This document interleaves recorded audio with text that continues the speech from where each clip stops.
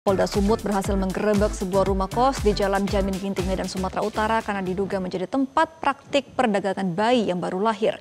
Hingga kini polisi telah menetapkan 8 tersangka, 2 diantaranya merupakan ibu kandung dan bibi korban. Direktur Reskrimum Polda Sumatera Utara, Kombes Pol Riko Taruna Mauruh menjelaskan, pengungkapan tindak pidana perdagangan orang atau TPPO tersebut dilakukan setelah dilakukannya penggerebekan di Jalan Jamin Ginting, Gang Juhar, Kota Medan. Polisi telah menangkap 8 orang tersangka, 2 diantaranya merupakan ibu kandung dan bibi korban. Penjualan bayi ini dilakukan secara terputus dan sudah berjalan sejak tahun 2023. Dalam pengungkapan kasus itu, polisi turut mengamankan bayi yang baru dilahirkan 3 hari. Ibu bayi juga diamankan dan kini dirawat di Rumah Sakit Bayangkara Medan. Kedelapan tersangka ini mempunyai peran yang berbeda-beda, sehingga penjual dan pembeli tidak saling kenal. Sementara bayi yang sudah berhasil dijual para tersangka ada sebanyak 8 bayi. Penyidikan masih terus didalami kasus ini untuk mengetahui peran dari masing-masing tersangka. Para tersangka dijerat pasal tindak pidana perdagangan orang dengan ancaman hukuman maksimal 15 tahun penjara.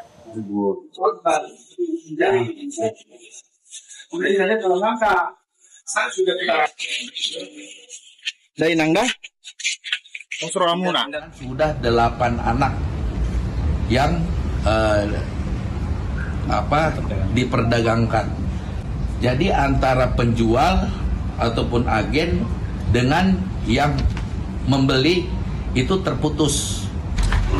Ada 8 tersangka yang diamankan dengan obat-obatan ibadat. Dan pemirsa, untuk konfirmasi lebih lanjut kita telah terhubung dengan Kasubdit Renakta Ditreskrimum Polda Sumatera Utara, ada Kompol M. Ikang Adeputra. Selamat sore, Pak Ikang. Selamat sore, Mbak Gemma. Iya, Pak Ikang, jadi bagaimana awal mula diketahui adanya kasus ataupun ada rumah yang dijadikan tempat TPPO bayi? Baik, Mbak Gemma.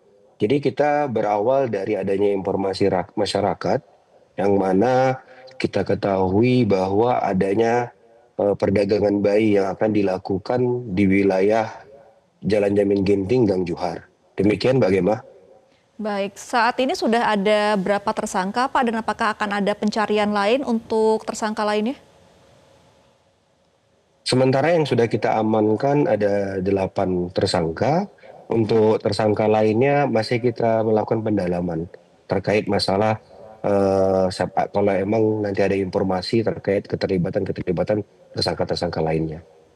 Baik, Pak, kan penjualan ini sudah dari tahun 2023 ya, sudah berjalan hampir 3 tahun. Ini seperti apa modus dari para pelaku?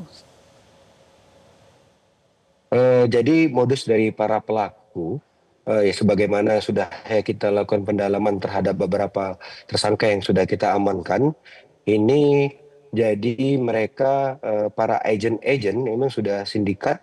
Agent-agent ini mereka melalui perantara-perantara.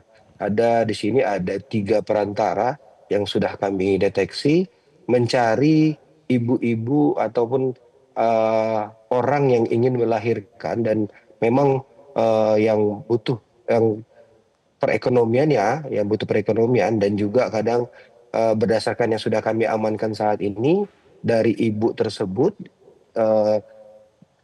yang bersangkutan dia melahirkan di luar nikah. Demikian, Bu. Sejauh ini untuk transaksi jual beli bayi ini, Pak Ikang, apakah masih dalam negeri saja atau sudah ada indikasi ke luar negeri juga? Dari keterangan yang sudah kita ambil untuk perdagangan ini saat ini sindikat tersebut yaitu masih dalam negeri, namun sudah antar pulau.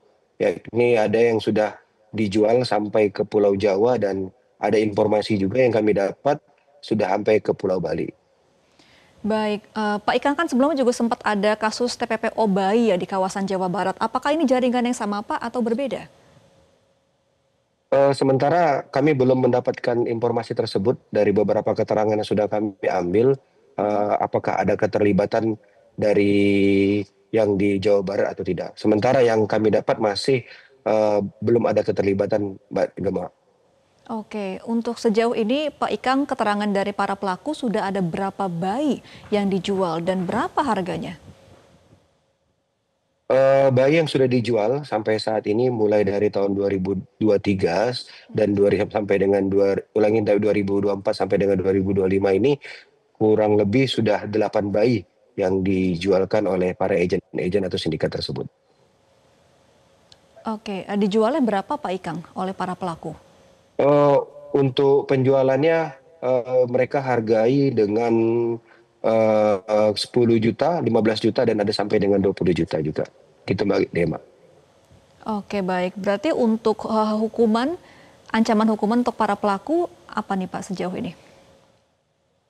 Pasal yang kita gunakan ya ini adalah pasal 83 junto pasal 76 Undang-Undang Nomor 35 Tahun 2014 tentang perubahan atas Undang-Undang Nomor 23 Tahun 2022 tentang perlindungan anak dengan ancaman hukuman 15 tahun dan atau kita gandeng pasal 2 Undang-Undang Nomor 21 Tahun 2007 tentang TPPO dengan ancaman hukuman maksimal 15 tahun.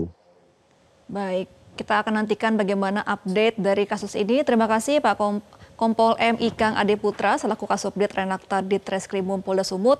Jelajahi cara baru mendapatkan informasi. Download Metro TV Extend sekarang.